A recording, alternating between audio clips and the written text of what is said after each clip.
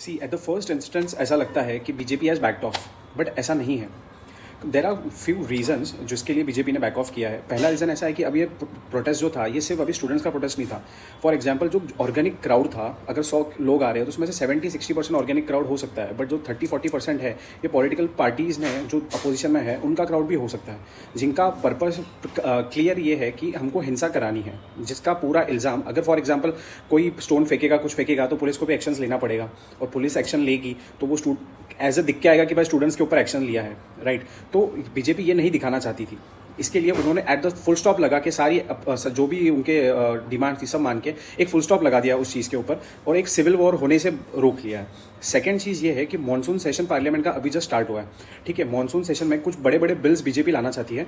एक है FCRA, foreign contribution regulation act, एक है सुप्रीम कोर्ट के जो जजेस है उनकी नंबर ऑफ कैपेसिटीज़ बढ़ाने के लिए एक बिल वो पास होने वाला है, एक ये एजुकेशन रिफॉर्म बिल पास होने वाला है। सो आपको लग रहा है कि बीजेपी उसका प्लानिंग अभी से करके चल रही है, यूनिफॉर्म सिविल कोड, उसका ये सब बिल्स अभी बीजेपी प्रेजेंट करना चाहती है। अगर सेशन स्टार्टिंग से ही खराब चलेगा, या तो सेशंस होगे ही नहीं, एक तो पहले ही टाइम कम होता है, और फिर अगर आप सेशंस करोगे ही नहीं तो ये सब बिल वापस अटक जाएंगे, फिर ये जाएगा विंटर सेशन में।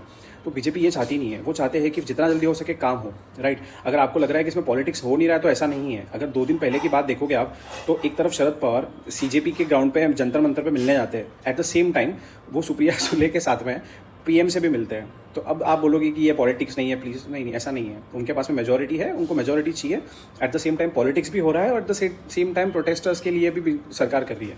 So it is purely planning and plotting का गेम।